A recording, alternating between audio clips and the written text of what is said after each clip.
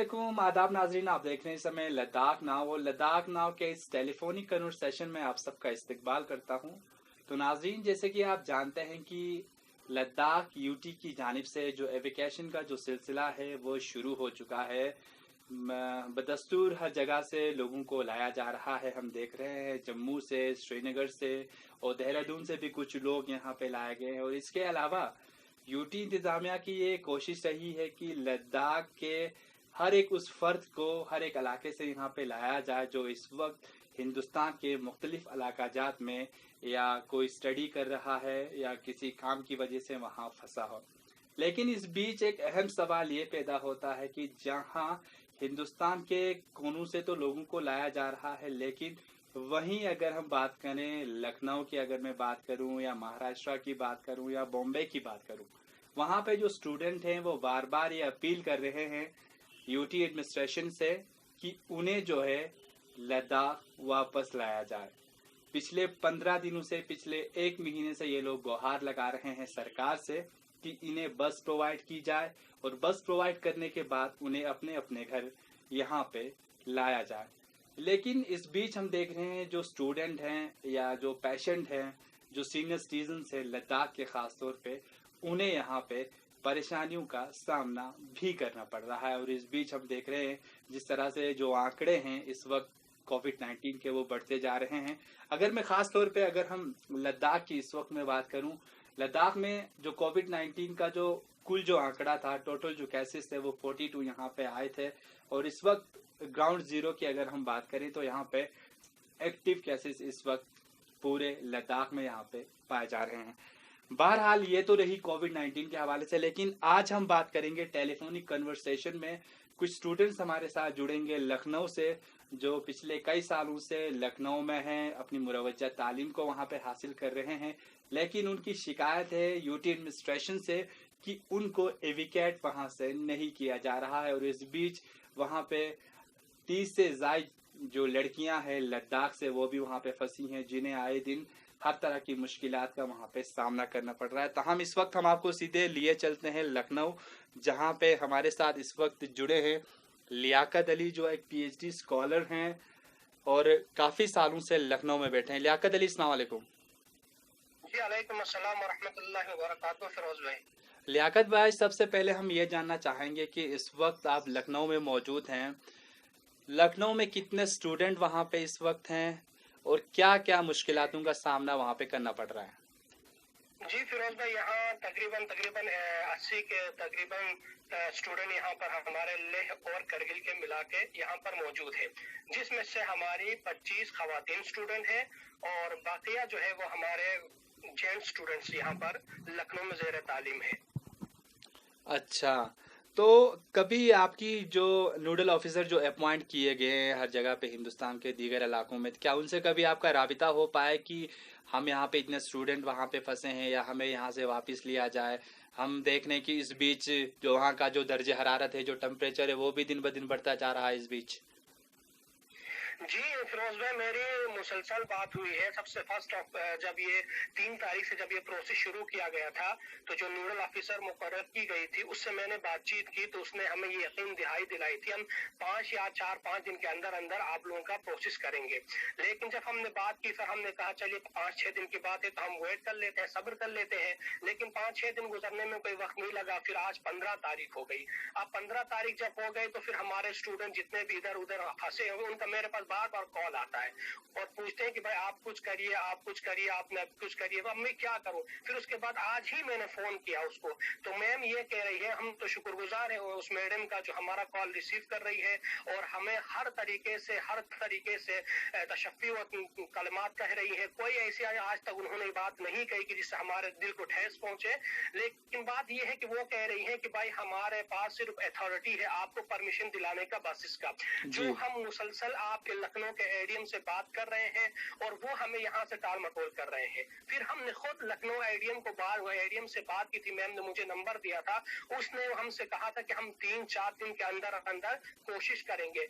हमने तकरीबन 7 तारीख को एडीएम को फोन किया था, आज 15 तारीख हो गई, यानी कि 8 दिन में उनसे कोशिश नहीं हो पाया। आज फिर हमने मैम से इसी मसले में इश्यूज में बातचीत की, तो मैम फिर कहने लगी मुझसे, आप लोग अगर सरकारी बस से आना चाह रहे हैं तो हमारे पास कोई गुंजाइश ही नहीं है जब तक कि आप वहाँ की यूपी सरकार जब तक हमें इजाजत नहीं देगी तब तक हम आपको कुछ नहीं कर पाएंगे। अगर आप इतनी भी जाने की जल्दी है तो आप लोग प्राइवेट बस करके आ जाइए। तो फिरोज भाई, प्राइवेट बस का मसला ये है कि यहाँ से लखनऊ से करगिल के लिए अगर कोई बस तैयार होती है, वैसे तो मुश्किल है, नामुमकिन है कि कोई 3-4 दिन का सफर तय करके इतनी दूर जाएगा नहीं। अगर जाएगा भी तो कम से कम वो 1.5 लाख रुपए से कम नहीं लेगा। और 1.5 लाख रुपए जो हमारे एडमिनिस्ट्रेशन ने जो एक रूल के मुताबिक ये मुकर्रर किया है कि एक बस में 25 स्टूडेंट या 23 स्टूडेंट आएंगे, तो आप 23 स्टूडेंट के हिसाब से मल्टीप्लाई करिए तो एक स्टूडेंट का 12 से 15 हजार रुपए फेयर पड़ रहा है। अगर हम प्राइवेट व्हीकल से आते हैं तो आप बताइए, यहाँ पे स्टूडेंट मिडिल फैमिली क्लास के लोग पढ़ते हैं, स्टूडेंट पढ़ते हैं, और 3 महीने से लॉकडाउन है, वो इतने परेशान है कि वो क्या एट टाइम 15 हजार रुपए एफर्ट कर पाएंगे प्राइवेट व्हीकल से जब हम आ जाएंगे, तो नामुमकिन है। तो हम इन लोगों से यही मतलब इल्तमास कर रहे हैं कि आप लोग जल्द अज जल्द यहाँ से हमें सरकारी बसेस से एवोकेट करने की कोशिश करें। तो हमारे यहाँ के एक्स प्रेसिडेंट की जो है सीसी से करगिल से बात हुई थी, तो उसने हमें ये यकीन दिलाई थी कि हम आपको पेमेंट कर देंगे, आप बस कर लीजिए। जी। तो अब हमें ये समझ में नहीं आ रहा है कि सीसी साहब किस मतलब पेमेंट कौन सी बस के लिए करने के लिए तैयार हैं, सरकारी बस का पेमेंट करने के लिए तैयार है या हम जो प्राइवेट व्हीकल्स करके आएंगे उस बस के लिए पेमेंट करने के लिए तैयार है। अगर उसके लिए प्राइवेट बस का जो जितना फेयर लगता है अगर उसके लिए तैयार है तो हम आज ही जाके हम प्राइवेट बस का इंतजाम करके सीसी को इन्फॉर्म कर देंगे। अब सीसी साहब कहेंगे नहीं ये तो ज्यादा किराया हो जाएगा, अगर 1.5 लाख रुपए तो 2 बस का 3 लाख हो जाएगा, एक बस लेह वालों के लिए है वो उसको हटा दीजिए क्योंकि वो हमारे लिस्ट में नहीं आता है। तो अगर वो 3 लाख रुपए का पेमेंट करने के लिए तैयार है तो हम आज ही प्राइवेट बस करके हम न्यूडल अफसर से बात करके उन्होंने कहा कि प्राइवेट बस से अगर आपको आना हो हम पास दिलाने में आपको बिल्कुल वक्त नहीं लगाएंगे, हम आप जल्दी से जल्दी आपको पास दिलाएंगे। लेकिन अभी तक हमें ये क्लियर नहीं हो पाया कि सीसी साहब ने प्राइवेट व्हीकल्स के लिए पेमेंट करने के लिए कहा है या सरकारी व्हीकल्स के लिए पेमेंट करने के लिए कहा है। तो लियाकत, एक सवाल यहाँ पे ये पैदा होता है, जिस तरह से हमने काफ़ी लोगों से सुना है और जिस तरह से आपने भी कहा कि वहाँ पे काफ़ी जो लड़कियाँ हैं लद्दाख से जो इस समय अपनी तालीम को वहाँ पे हासिल कर रही है, क्या उनसे आप लोगों का राबिता है, किस तरह की उन्हें प्रॉब्लम वहाँ पे फेसेस हो रही हैं इस बीच? जी बिल्कुल राबिता है फिरोज भाई, तकरीबन हर स्टूडेंट का राबिता तो मुझसे है, हर कोई मुझे ही फोन करता है। जी। एज ए प्रेसिडेंट होने के नाते हर कोई स्टूडेंट अपनी गुहार मुझसे लगाता है, तो मैं हत्तरुल इम्कान अपनी तरफ से जो कुछ होता है मैं कर रहा हूँ। सीसी से भी बात की, डीसी से बात की, अपने करगिल के डीसी से भी बात की हमने बशीर हक चौधरी साहब से, तो उन्होंने कहा कि भाई मेरे हाथ में कुछ नहीं है। उन्होंने किसी लेह के डिकॉम का नंबर दे दिया, अब डिकॉम से बात कर रहे हैं तो वो फोन नहीं उठा रहे हैं। आज ही का रिसेंटली एक वाकया है, कोई ईसी लद्दाख का कोई ऑफिसर है, उसने यहाँ से किसी लड़के ने उसको फोन किया, यही परेशानियां उनको बताई, तो वो कह रहे हैं कि क्या मैं आप लोगों के लिए अपनी कुर्सी छोड़ दूं, क्या मेरे लिए वो आप लोग वहां गए पढ़ने के लिए, क्या मैंने कहा था आप लोग वहां पढ़ने जाने के लिए, इस तरीके की बातें कर रहे हैं। यहाँ बच्चे डिप्रेशन में है, परेशान है, उनको तसल्ली व तशफ़ी के कलमात कहने के बजाय हमारे ऑफिसर इस तरीके की बातें कर रहे हैं। अब आप ही बताइए, जब कोई बड़ा ऑफिसर इस तरीके की बातें कहेगा तो आप स्टूडेंट के ऊपर कितना दबाव पड़ेगा, आप खुद बता सकते हैं मसले में। जी। तो लियाकत भाई, आपसे फिर हम जुड़ेंगे, लेकिन इसके बाद में यहाँ पे आपके और एक स्टूडेंट है हमारे साथ, सईदुल रहमान, जो नुब्रा लेह लद्दाख से हैं, उनसे भी हम कुछ जानना चाहेंगे स्टूडेंट्स के हवाले से, किस तरह की प्रॉब्लम उन्हें वहाँ पे फेसेस करनी पड़ती है। तो लियाकत, आपका बहुत बहुत शुक्रिया। जी शुक्रिया फिरोज भाई। तो इस वक्त हमारे साथ यहाँ पे जुड़े थे लियाकत अली, जो एक पीएचडी स्कॉलर हैं, काफ़ी सालों से लखनऊ में मुकीम है, अपनी तालीम को वहाँ पे हासिल कर रहे हैं। इनका कहना है कि दिक्कतें तो बहुत सारी हैं, स्टूडेंट्स जो है काफ़ी परेशान हैं, लेकिन अभी अपील कर रहे हैं यूटी एडमिनिस्ट्रेशन से कि यूटी एडमिनिस्ट्रेशन इनकी आवाज़ सुने और जो है इनके जो मसले हैं वो जितनी जल्द हो सके वो यहाँ पे हल करने की कोशिश करें। अभी हमारे साथ यहाँ पे जुड़े थे लियाकत, जिनसे हम जानने की कोशिश कर रहे थे कि आखिर लखनऊ में जो जितने भी स्टूडेंट हैं उन्हें किस तरह की परेशानियों का यहाँ पे सामना करना पड़ रहा है। और इस बीच लियाकत से जिस तरह से हमने जानने की कोशिश की, उन्होंने कहा कि नोडल ऑफिसर से उनकी बात हो रही। नोडल ऑफिसर्स ने उनको एश्योरेंस दिया है अगर प्राइवेट बस बना के आप अगर जाना चाहते हो तो वो उनको पासिस वगैरह यहाँ पे इशू करेंगे। और उनका साथ ही साथ ये भी कहना है अगर जो यूटी इंतजामिया है, अगर एलएचडीसी करगिल अगर उनको जो आने जाने का जो खर्चा है बस का अगर वो यहाँ पे पेड करती है तो वो पूरी तरह से वहाँ पे बस बना के जो जितने भी स्टूडेंट वहाँ पे फंसे हैं उन्हें वहाँ से वापस करने की कोशिश करेंगे। लेकिन इस बीच हमारे साथ और एक स्टूडेंट जुड़ेंगे जिन्होंने अपनी ग्रेजुएशन हालिया दिनों में कंप्लीट कर रखी है, जिनका नाम है सईदुल रहमान, जो लखनऊ में इस वक्त मौजूद हैं और ये रहने वाले हैं नुब्रा लेह लद्दाख के। तो सही साहब, आपका बहुत बहुत खैर मकदम करता हूँ लद्दाख नाव में। जी सर, थैंक यू सर। तो सही साहब, सबसे पहला मेरा सवाल ये होगा आपसे कि इस वक्त आप लखनऊ में कहाँ पे मौजूद हो? जी हम जो मेन लखनऊ में है सर, यहाँ पे मेन लखनऊ में ही है सर। अच्छा, मेन लखनऊ में हो। तो वहाँ पे किस तरह की फैसिलिटीज आपको दी जा रही है इस वक्त लखनऊ सरकार की तरफ से? लखनऊ सरकार की तरफ से तो कुछ नहीं सर, सब कुछ हम लोग अपने से अरेंज सर। हम लोग बाहर जो है अभी हॉस्टल वगैरह हमारे काफी दिनों से बंद हो गए जब से कोरोना हो गया। जी तो जी। हम बाहर ही रूम अभी वो करके मतलब रह रहे हैं। अच्छा, तो ये कि यहाँ पे जो है तो लखनऊ रेड जोन है, यहाँ पे मतलब प्रॉब्लम ये रहती है कि मतलब रेड जोन है, बाहर जाने में डर लगता है। और मतलब अक्सर जो है मोहल्ले में सबसे मेन चीज जो है एक तो लाइट की है, गर्मी है, कितने टेम्परेचर ज्यादा है। हम लोग वैसे ठंडी एरिया से है, उसके बाद जो है यहाँ गर्मी का हम लोग को बहुत ज्यादा परेशानी हो रहा है।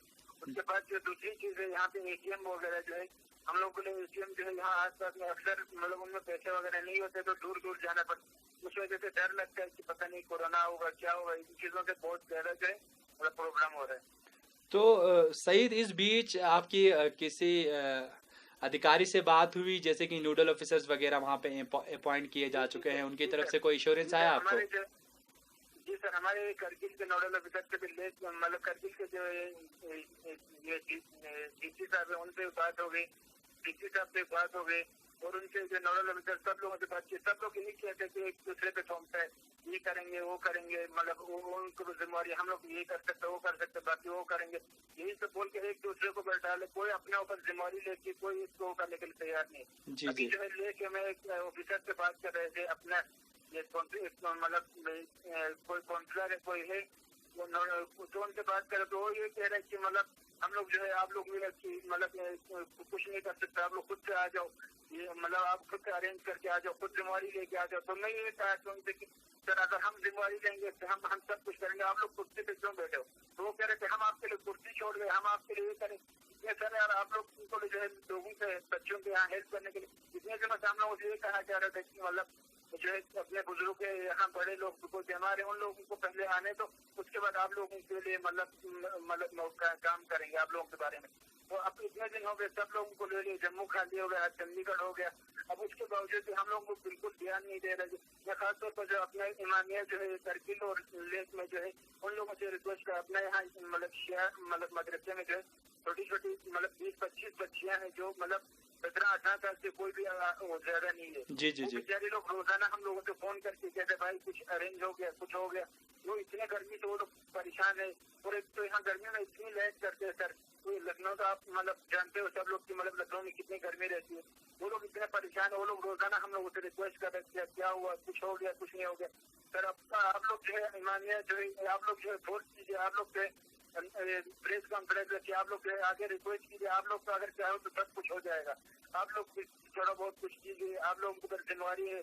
अपने यहाँ इस्लामिक मतलब बच्चियां पढ़ रही, छोटी छोटी बच्चियां हैं, मतलब उन लोगों के लिए कम से कम आप लोग कुछ कर दीजिए। तो आप सरकार से आखिर में क्या अपील करना चाहेंगे, क्या रिक्वेस्ट है आप? यही कहना चाहते सर, अगर आप लोग जो है कर सकते हो तो यार सर बोल दीजिए, हम मतलब आप लोगों के लिए हम लोग अरेंज कर देंगे, कल या परसों में कर दीजिए, इन्हीं 2-3 दिनों में कर लीजिए। आप क्योंकि आप लोगों को सारा बोझ हट गया, आप हम लोग जो आप आराम से कर सकते। अगर नहीं करना चाहते तो आप लोग बोल दीजिए सर हम लोग नहीं करेंगे। हम लोग भी यार यूपी बिहार इतने दूर दूर से लोग पैदल आ रहे हैं, कुछ न कुछ हम लोग भी कुछ न कुछ करके आ जाएंगे। क्या रास्ते में आप कुछ हो जाए, मर जाए या कुछ हो जाए, उसके जिम्मेवार आप लोग जो है, हमारी जो सरकार है, हमारे यूटी एडमिनिस्ट्रेशन है, ये सब जो है हम लोग की जिम्मेवार है बस। जी जी, आपका बहुत बहुत शुक्रिया हमारे साथ बात करने के लिए। Okay sir. तो इस वक्त हमारे साथ जुड़े थे यहाँ पे सईदुल रहमान, जो लखनऊ में इस वक्त अपनी तालीम को हासिल कर रहे हैं और ये लेह लद्दाख नुब्रा के रहने वाले। इनकी ये अपील है कि क्योंकि काफ़ी वक्त से ये यहाँ पे रिक्वेस्ट कर रहे हैं यूटी इंतजामिया से, चाहे लेह काउंसिल हो चाहे करगिल काउंसिल हो, उनसे ये अपील कर रहे हैं कि जितनी जल्द हो सके उन्हें लखनऊ से यहाँ लाया जाए। और इस बीच लद्दाख की जो कम से कम 20 से प्लस जो लड़कियां हैं वो अपनी तालीम को, इस्लामिक तालीम को वहाँ पे हासिल कर रही हैं, लेकिन उन्हें भी काफ़ी प्रॉब्लम्स का वहाँ पे सामना करना पड़ रहा है। तो लड़कियों की भी ये अपील है कि जितनी जल्द हो सके यूटी एडमिनिस्ट्रेशन जो है इस चीज़ पे नज़रसानी करके जितने भी बच्चे इस वक्त लखनऊ में फंसे हैं उन्हें वापस आए। और इस बीच जिस तरह से हमने सईदुल रहमान से बात की, तो सईदुल रहमान का कहना है कि एटीएम्स काफ़ी दूर है, एटीएम्स में जाके पैसे निकालना काफ़ी रिस्की रहता है, क्योंकि कोविड-19 के चलते हम देख रहे हैं कि जगह जगह पे जो red zone, buffer zone, green zone वहाँ पे बनाए गए हैं। तो इस बीच जो ये लोग वहाँ पे रह रहे हैं, रेड जोन में रह रहे हैं, तो इन्हें काफ़ी प्रॉब्लम का वहाँ पे सामना करना पड़ रहा है। और साथ ही साथ इनका कहना है कि नोडल ऑफिसर से बात होती है, एश्योरेंस मिलती है, लेकिन इविकेट कब किया जाएगा, इस हवाले से ये काफ़ी परेशान। और साथ ही साथ इन्होंने जिस तरह से एग्जीक्यूटिव काउंसलर से बात की, तो उन्होंने जो रवैया इनके साथ अपनाया है इस चीज़ को लेकर ये काफ़ी नाराज़ है। इनका कहना है कि बच्चों को दिलासा देने के बजाय अगर इस तरह के स्टेप वहाँ पे लिए जाएंगे तो बच्चों की जो हिम्मत है वो यहाँ पे डाउन हो सकती है।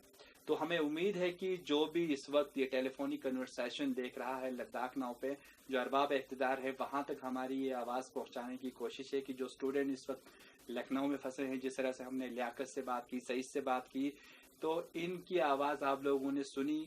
तो हमारी भी कोशिश है कि जितने भी लोग बाहर फंसे हैं उनकी आवाज़ अरबाब इख्तिदार तक पहुँचाएं, ताकि वो आने वाले वक्त में कुछ अच्छा सा राह हल निकालें, एक अच्छा वे, ताकि बच्चों को जितनी जल्द हो सके वो लद्दाख वापस लाया जाए। अगली बार किसी सेगमेंट में और किसी टॉपिक के साथ फिर हम गुफ्तगू करेंगे, आपसे फिर होगी मुलाकात। तब तक के लिए फिरोज खान को दीजिए इजाज़त। खुदा हाफिज।